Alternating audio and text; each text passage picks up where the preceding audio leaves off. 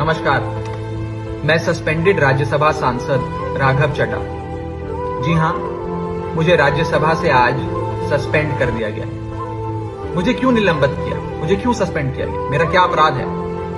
क्या मेरा ये अपराध है कि मैंने पार्लियामेंट में खड़े होकर दुनिया की सबसे बड़ी पार्टी बीजेपी के सबसे बड़े नेताओं से सवाल पूछे? क्या मेरा ये अपराध है कि मैंने दिल्ली सेवा बिल पर अपनी बात रखते हुए बीजेपी के सबसे बड़े नेताओं से न्याय की मांग करी, उन्हें उन्हीं का पुराना मैनिफेस्टो दिखाकर वादे पूरे करने को कहा, बीजेपी को आईना दिखाया और आज की बीजेपी को अडवाणीवादी और वाजपेयीवादी होने की बात कही?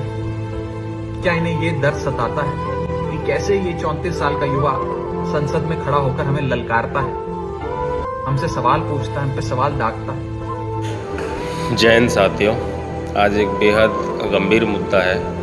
आपने वो कहावत तो सुनी होगी, हार हुई सच्चाई की।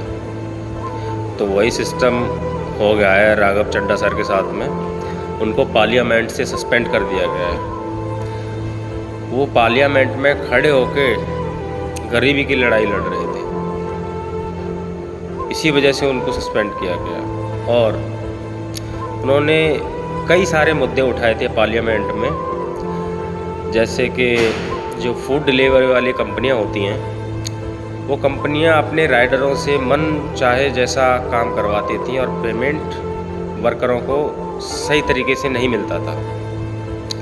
दूसरा, जो चीज़ें एयरपोर्ट पे 10 या 15 की होती है, वो एयरपोर्ट पे 200 से 250 की कीमत वसूली जाती थी।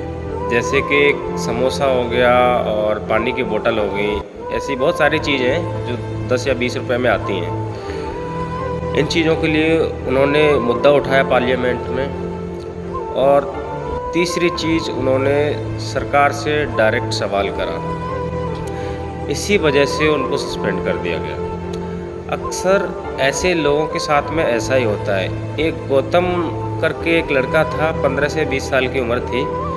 उसने भी यही किया था कि डायरेक्ट सरकार से सवाल किया था, तो उसको भी बेचारे को सरकार ने FIR कर दी।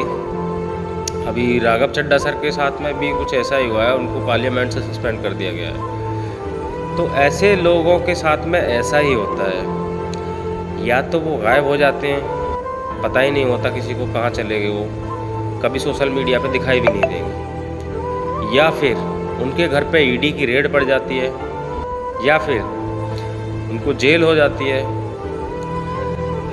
हमारे सरकार बढ़ावा खाली पाखंडवाद को देती है कि आओ पाखंड फैलाओ और पुरस्कार पाओ। अगर इस तरीके से चलेगा तो इंडिया कभी आगे नहीं जा सकता, कभी भी नहीं। तो आपसे हाथ जोड़ के विनती है, आप सभी राघव चड्ढा और गौतम जैसे लोगों को सपोर्ट करें और इस देश को थोड़ा उन्नति की ओर ले जाएं, अन्यथा इस देश को गड्ढे में जाने से कोई नहीं रोक सकता। जो गरीबी के लिए बोलेगा उसी का मुंह बंद कर दिया जाता है। तो साथियों, आप सबसे यही निवेदन है कि आप हमारे जो राघव चड्ढा जैसे सर हैं, गौतम जैसे भाई को सपोर्ट करें। Thank you. जय हिंद, जय भारत।